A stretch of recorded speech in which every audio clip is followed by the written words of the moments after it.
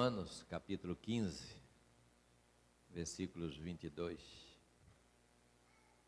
23 e 24.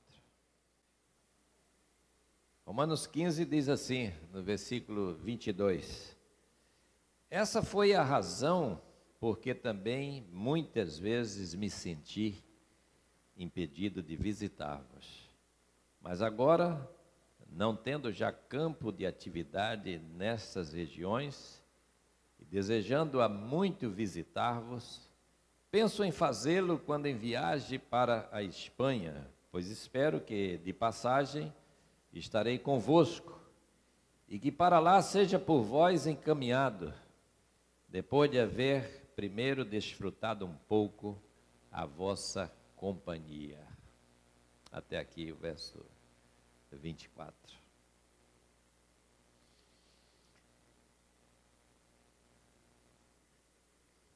Estamos no mês do aniversário da nossa igreja.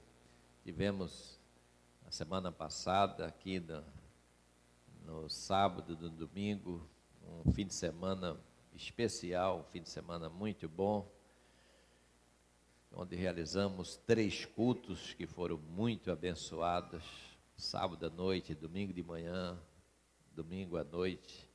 Foi bênção mesmo para nossas vidas, bênção para a nossa igreja, bênção para aqueles que puderam estar aqui, participar desse culto, desse trabalho. Nós continuamos, né, agradecendo a Deus por esse aniversário, agradecendo a Deus pelos 65 anos que Ele concede à nossa igreja. Muito bom estar na casa do Senhor. Esse texto nos mostra, amados, que um dos maiores problemas da nossa existência é o problema da gente lidar com planos, com projetos, com sonhos que não deram certo. A gente, quando enfrenta essa situação, a gente se sente pequeno, a gente se sente frustrado, a gente desanima diante de planos que não dão certo. A gente vai vendo, né, que aos poucos, vamos vendo que aqueles projetos e aqueles sonhos que a gente tinha e que nós imaginamos, as nossas esperanças mais queridas, elas às vezes dão em nada. Porque a vida é assim, a vida precisa ser cheia de esperanças. Existe esperança infantil, a esperança da criança, quando está crescendo, que é cheia de fantasias, cheia de coisas que, de fato, né, na fantasia da criança aquilo não vai acontecer. Depois vem os sonhos da mocidade e os sonhos de maturidade, os sonhos da idade adulta, sonhos que nós sonhamos e queremos acreditar que eles podem acontecer. Um pintor famoso chamado George Frederick Waits, ele representou, eu fiquei admirado, ele representou a esperança num quadro. Ele pintou um quadro em 1886 e ele representou a esperança assim, dessa maneira que está aí. Você olha esse quadro, né? Uma mulher sentada em cima de um globo, tangendo uma harpa, só que essa harpa dela, as cordas foram todas se quebrando e só restou uma corda.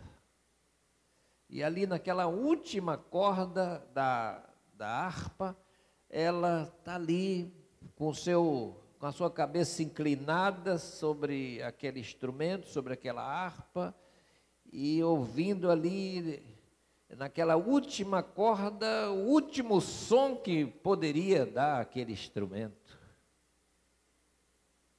A A última coisa que ela podia tirar dali, já quase impossível. Mas ela continua, ela não desistiu porque as cordas se quebraram. Mas enquanto tem uma corda naquele instrumento, ela está lá tentando tirar mais um som, tirar mais alguma coisa. E o Waite disse assim: essa é a esperança. A nossa esperança, ela deve funcionar dessa maneira, em que a gente vê as coisas passando e se desfazendo, mas a gente está ali acreditando que ainda pode acontecer. Paulo começa dizendo para nós que muitas vezes ele foi impedido de visitar esses cristãos de Roma. Quando você lê essa carta, no capítulo 1, ele vai dizer no versículo 13, olha, eu planejei visitar vocês, mas eu não consegui, eu não estava conseguindo visitar vocês. Era meu plano ir até aí, até vocês, mas não foi possível. Ele não declara para a gente qual foi esse impedimento, mas houve um impedimento, houve uma dificuldade. E aí ele vai começar a explicar seus motivos, alegando agora, já no fim, que se trata de um projeto missionário que ele tem. Ele tem um plano, e sua ênfase missionária, o que ela quer levá-lo a lugares aonde ainda o evangelho não chegou, lugares distantes, lugares ainda não alcançados, lugares ainda onde missionários não chegaram. Ele não era o fundador da igreja de Roma, mas ele está sentindo a vontade de passar por lá, porque também ele tinha plano que dali ele avançaria ainda mais para o leste. E aí então ele partilha com a igreja, ele compartilha com ela esses planos de viagem. E ele tem 3 destinos específicos, quando ele menciona aqui, a partir desse capítulo 15, ele diz, olha, eu tenho 3 projetos de viagem, 3 projetos específicos. Primeiro, pegar o navio de Corinto para Jerusalém, porque ele precisava levar uma coleta que foi levantada para os cristãos lá de Jerusalém.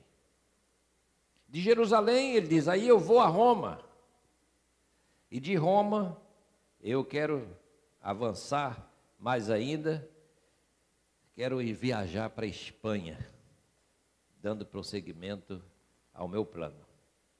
Não eram viagens pequenas, curtas, eram viagens longas. Nessa primeira rota, que ele diz de Corinto para Jerusalém, uns 3.000 quilômetros. Na segunda, 2.400 quilômetros. Na terceira, 1.100 quilômetros. Distâncias enormes. Nós estamos no 1º século da era cristã e Paulo está fazendo plano de viajar milhares de quilômetros. Um esforço extraordinário, um esforço tremendo mesmo para os dias de hoje. Ele sente que precisa fazer esse deslocamento para o leste. Ele precisa avançar. Ele sente que agora já não há mais espaço para o seu ministério na Grécia. E ele diz, eu preciso ir embora, eu preciso me estender mais para longe.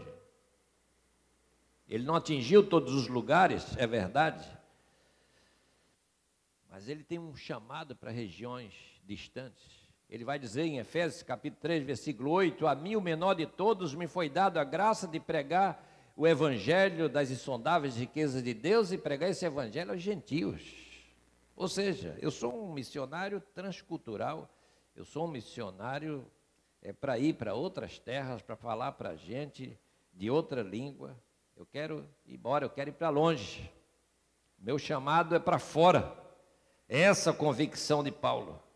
Então essa disposição dele, essa vontade de ir, de chegar até a Espanha, é antigo, e ele espera que agora, com essa chance dele chegar até Roma, que agora seja a oportunidade, porque era um meio caminho, era chegar na Europa, chegar na Itália, e da Itália então chegar finalmente na Península Ibérica. Então esse era um sonho, e esse era um plano. Mas como eu disse no início, às vezes os planos não se concretizam. Às vezes os planos que nós fazemos, eles acabam não dando certo. E a gente olha, nós olhamos aqui Paulo, que enormes esperanças no coração desse homem. Que grandes esperanças. Mas, ao ler o texto e ao conhecer a vida de Paulo, nós vamos chegar à conclusão que ele nunca pôde satisfazer esse desejo do seu coração. De ir a Roma do jeito que ele queria. Indo a Roma para visitar a igreja, para estar no meio dos irmãos, para falar para aqueles irmãos, para compartilhar a palavra, não dessa maneira. Ele foi a Roma sim, mas ele foi em outras condições, ele foi a Roma numa situação muito diferente, como prisioneiro. Primeiro, como alguém que ficou fechado numa cela, e mais tarde ele alcançou a condição de ser um prisioneiro, prisão domiciliar. Ficava numa casa e tinha soldados que faziam escolta na frente da casa 24 horas por dia. Por isso que Paulo, quando escreve, ele vai dizer aos filipenses, olha, eu tive a oportunidade de evangelizar toda a guarda pretoriana, porque aquele pessoal ficava na frente de casa e aí ia trocando a guarda, e eu ia falando para aquela gente, evangelizei todo mundo. Preguei para toda aquela gente. Mas do jeito que ele quis ir, ele não conseguiu. E como não conseguiu ir da maneira que ele queria, ele também não conheceu a Península Ibérica. Ele não chegou à Espanha, ele não alcançou o Atlântico, não alcançou aquilo que se dizia na época ser os limites do mundo civilizado. Quem chegava na costa da Espanha podia dizer assim, aqui é o limite do mundo, porque diante da gente está o oceano imenso, o desconhecido que a gente não sabe o que tem para lá, do outro lado, se é que há um outro lado desse mar imenso. O sonho de Paulo, ele não se concretizou. Às vezes as nossas aspirações, às vezes os nossos sonhos excedem em muito aquilo que nós alcançamos. A gente tem grandes planos, mas às vezes esses planos a gente vai vendo no decorrer da vida que eles não acontecem. E quais são as nossas reações diante disso? Como nós reagimos, ou como uma pessoa reage numa situação dessa? Há umas reações que as pessoas têm. A primeira dessa reação, de um sonho desfeito, é a pessoa tomar essa atitude, a de destilar nossas frustrações numa atitude de ressentimento. Poxa, eu queria tanto, eu queria alcançar tanto isso. A pessoa vai caminhando, vai se esforçando, se arrisca, e aí depois não consegue, aí ela vai se embrutecendo, começa a ficar com seu coração frio, e começa a amargar uma aversão à relação com Deus, à relação com as pessoas, com o seu próximo, a relação com as pessoas com as quais ela lida, começa a culpar a outros por conta daquelas situações que ela não conseguiu alcançar, e todos aqueles que rodeiam essa pessoa começam a perceber essa mudança, essa frustração, essa atitude, esse ressentimento. Pessoas agindo assim porque elas estão ressentidas, porque tinham um plano, tinham um projeto, e esse projeto, ele não se concretizou. E aí às vezes a gente ataca todo mundo, ataca as pessoas que estão ao nosso lado. Às vezes essa pessoa se torna extremamente cruel e desumana com a família, com as pessoas que a cercam, torna-se uma pessoa mesquinha, que aí passa a não gostar de ninguém, e também não se interessa, e também não liga, e diz assim: eu também não ligo se não gostam de mim, se não se interessam por mim, eu não confio mais em ninguém, nem ouso esperar, nem quero mais ter esperança nenhuma. É uma pessoa ressentida. Gente ressentida, ela pensa assim, acha defeito em tudo, se lamenta por tudo, questiona tudo. Isso contribui para aquilo que o poeta inglês John Keats chama de a gigantesca agonia do mundo, a brutal e real e colossal realidade do mal que assola o nosso mundo, como foi descrito por Hannah Arendt, naquele livro famoso dela, A Condição Humana. Essa reação envenena a alma, essa reação fere a personalidade, magoa a pessoa e magoa aquelas que estão próximas a ela. A medicina psicossomática, que trata dos males originados de doenças mentais, mostra que muitas vezes a deteriorização física pode resultar em ressentimentos que traz problemas seríssimos para a mente e para o coração. Essa é uma primeira atitude de gente que não consegue alcançar os seus objetivos. A segunda dessas pessoas são pessoas que enfrentam uma tão grande decepção que elas então se tornam pessoas ensimesmadas, absolutamente introvertidas.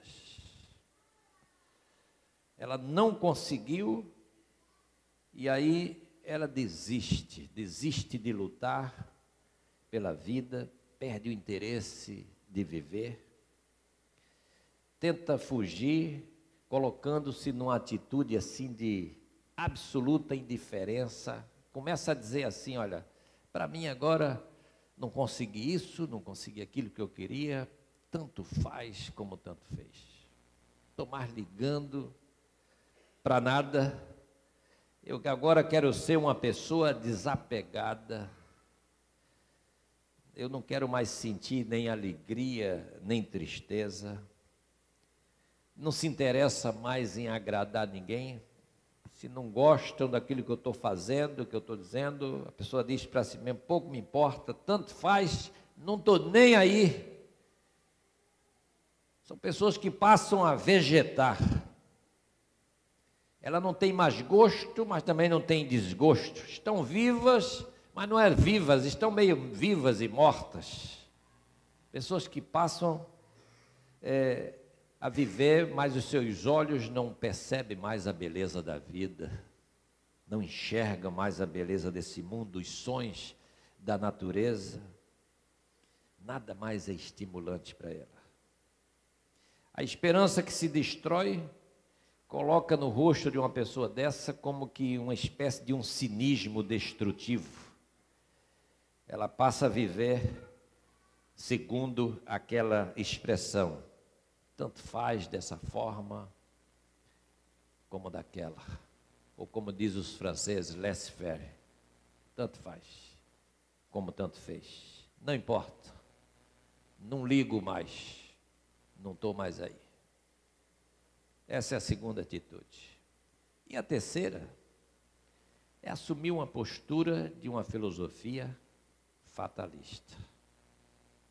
Sabe como é o fatalismo?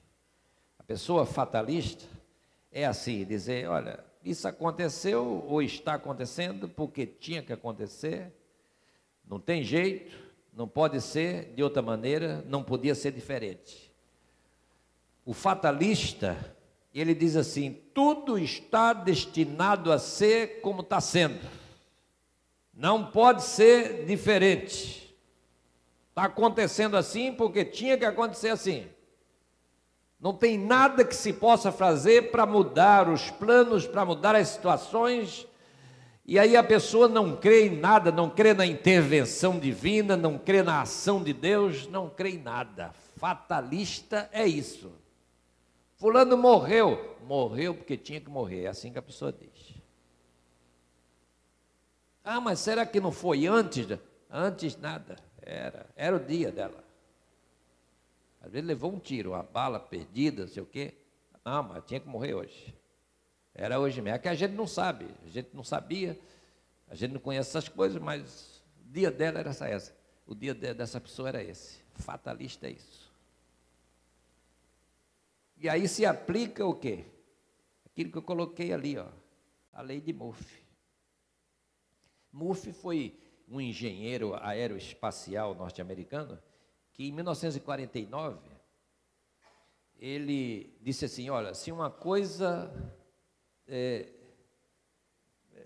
está destinado ou está fadada a dar errado, vai dar errado. Aquilo que está para dar errado, vai dar errado, não tem jeito. Aí você diz, mas como pode isso? Como é que isso pode acontecer?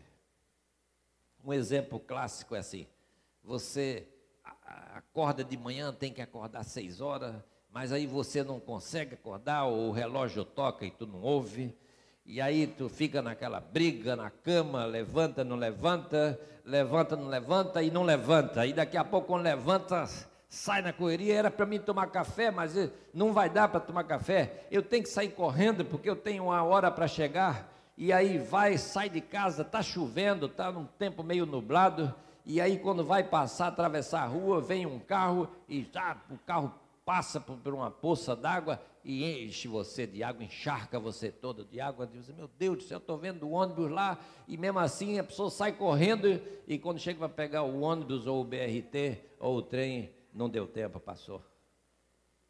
Aí você diz, que dia, meu Deus. Pois é, começou tudo errado. Vai dar errado, lei de Murphy. É assim que funciona a lei de Murphy. Começou errado, vai dar errado. Ah, mas vamos consertar. Vai consertar nada. Vai continuar assim. Então, quando você ouvir falar assim, a lei de Murphy é isso. Tem pessoas que adotam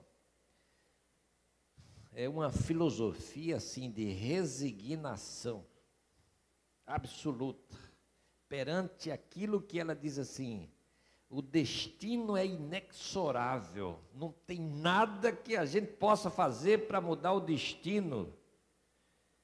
E essa pessoa, então, ela não crê mais em intervenção, em forças externas, em poder de Deus, em nada que faça mudar aquilo que está acontecendo da maneira que está acontecendo. Uma pessoa dessa, meus amados, ela deixa de ser um homem e uma mulher e passa a ser um fantoche do destino. Ou seja, ela não decide mais nada, nem nada mais pode mudar. Como é que vai vivendo? É o destino que vai me levando, vai me conduzindo dessa maneira. É o fatalista. Conhece alguém fatalista? Pois é. Fatalista é isso. Nada muda. Nada pode mudar. Qual é a resposta para essas coisas e qual é a resposta para os sonhos que nós temos e devemos ter sonhos? Eu e você devemos ter sonhos.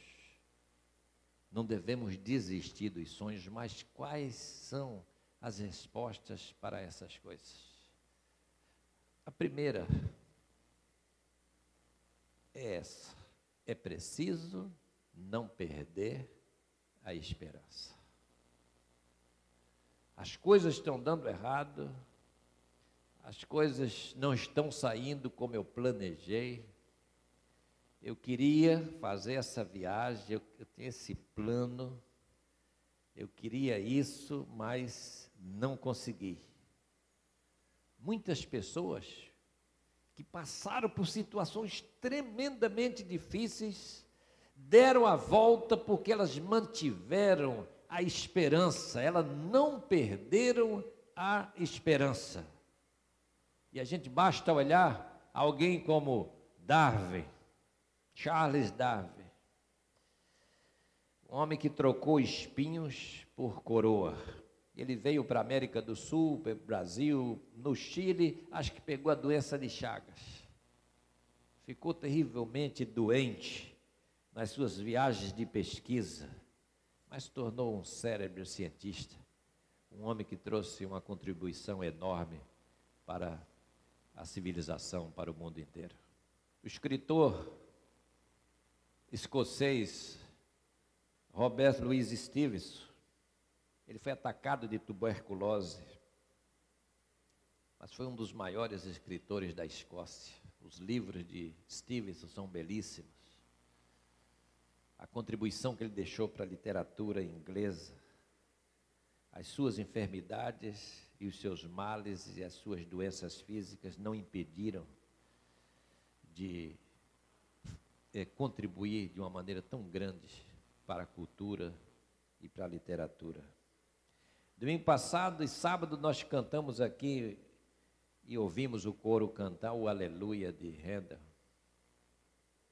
Pois é, esse homem, George Frederick Handel, ele compôs o Messias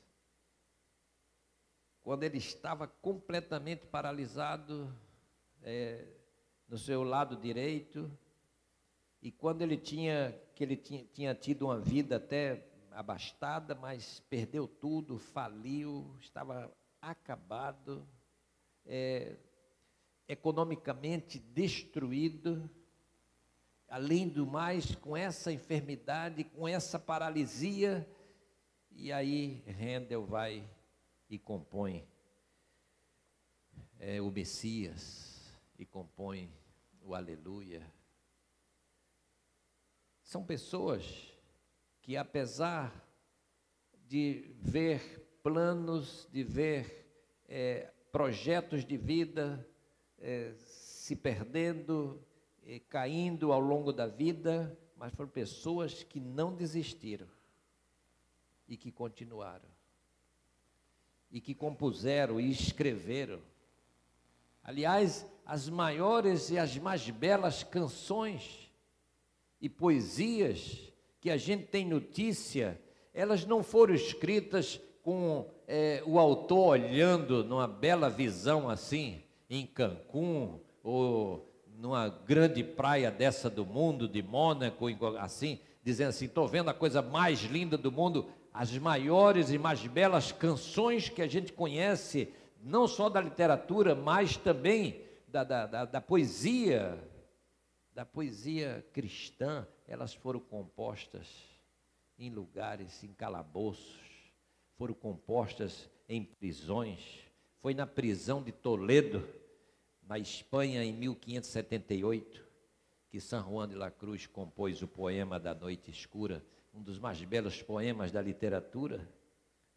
Foi numa prisão de Bedford, na Inglaterra, que John Bunyan compôs o Peregrino, uma das obras mais traduzidas, é a obra mais traduzida depois da Bíblia, é o Peregrino de John Bunyan. Os escravos americanos compuseram lá debaixo do açoite os cânticos chamados Negro Espiritual. Foi numa cela da prisão da Roma dos Césares que Paulo compôs a carta aos Efésios, um hino. Homens que passaram tremendas dificuldades, mas não perderam a esperança. Nós podemos fazer e fazer muito para contribuir não só para a nossa própria vida, mas para a sociedade e para o mundo. A segunda coisa é a gente não perder a vontade de ser, não cair naquele fatalismo, não cair naquela vida, dizer assim, tanto faz como tanto fez. É você dizer assim para você mesmo, olha, não deu certo, eu não alcancei aquele objetivo, aquele plano, mas eu quero continuar. Eu sou gente, eu sou uma pessoa, eu sou indivíduo. Eu Quero continuar a lidar com a minha individualidade, mas também com a coletividade. Eu faço parte de uma coletividade, então eu quero continuar acreditando no futuro. Nós precisamos dizer isso para nós mesmos. Eu quero acreditar no futuro. Parece que não tem um futuro, mas a Bíblia me diz, a palavra de Deus me diz que há um futuro e eu quero acreditar no futuro. Paul Tillich escreveu um livro chamado A Coragem de Ser. Experimente ler esse livro. A coragem de ser. Nós precisamos ter coragem de dizer assim, eu quero ser. Eu quero estar aí, eu quero estar no mundo. Eu quero enfrentar as adversidades. Eu quero a coragem de me autoafirmar e dizer que a despeito de tantas dificuldades e de tantos impedimentos, mas nós vamos em frente, eu vou em frente. Tem muita coisa querendo me parar. Mas eu vou em frente, eu vou continuar caminhando, eu vou prosseguir, eu vou fazer como aquela mulher lá da harpa, só tem uma a mais, mas eu ainda vou tentar tirar uma música. Eu vou continuar tentando encontrar algo que eu possa fazer. O ser humano, meus amados, vive uma constante ansiedade, e essa ansiedade se manifesta pelo menos de 3 formas. Ansiedade do destino e da morte, ansiedade do vazio e da perda do sentido e do significado, e ansiedade pela culpa e pela condenação. Isso traz medo. E quando esse medo chega na vida da gente, a gente para. Sabe por quê? Porque o medo paralisa. Quem fica com medo não avança mais, não progride. Eu estou com medo. Quando você diz assim, eu estou com medo, você para. Eu estou com medo de sair à noite, você não vem mais à igreja. Eu estou com medo de sair de manhã, também não vai sair de manhã. Eu estou com medo de sair de segunda-feira para o trabalho. Fica complicado, que aí o patrão vai mandar embora, aí vai ficar difícil. Tem que vencer. Por que vence o medo da segunda-feira e da terça? A gente vence porque é o seguinte, eu tenho que tentar, eu não posso perder isso que eu estou fazendo, eu tenho que ir à frente. O medo paralisa as pessoas e não permite o sujeito viver e se projetar para o futuro. Lutero viveu isso na sua vida. Ele temia não ser perdoado por Deus.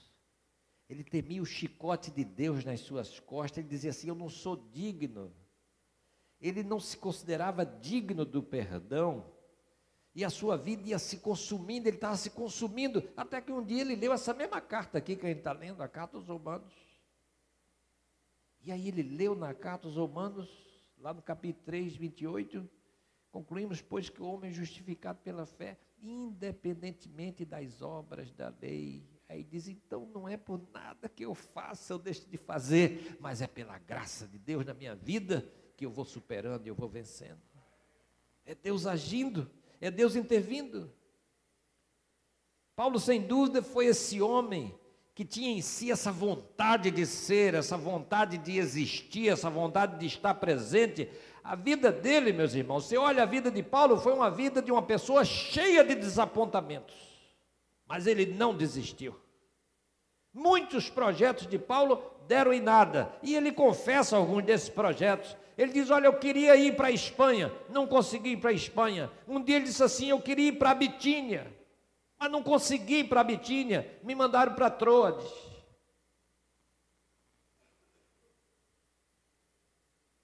Um dia ele pediu a Deus assim, me tira esse espinho, e Deus disse, nada disso, deu um consolo para ele. Paulo, fica quieto, a minha graça te basta. Tantos planos frustrados, mas você olha e você lê Paulo aqui e ali, e aí Paulo vai dizendo assim mais tarde, olha, eu quero dizer uma coisa para vocês, igrejas às quais eu estou escrevendo, eu tenho passado desapontamentos, eu tenho passado tantas situações difíceis, mas eu quero dizer para vocês uma coisa, eu tanto sei estar humilhado como também honrado. Eu tenho experiência de fartura, mas também de escassez. Eu sei o que é abundância, mas eu também sei o que é não ter nada. E ele conclui: tudo posso naquele que me fortalece. Não importa. Paulo diz: eu conheço essa coisa toda. Eu sei o que é frustrações. Eu sei o que é não alcançar o objetivo. Mas vamos em frente. Vamos continuar. O escritor aos Hebreus diz assim para a gente: não abandone a sua confiança, meu amado. Porque você tem necessidade de perseverança.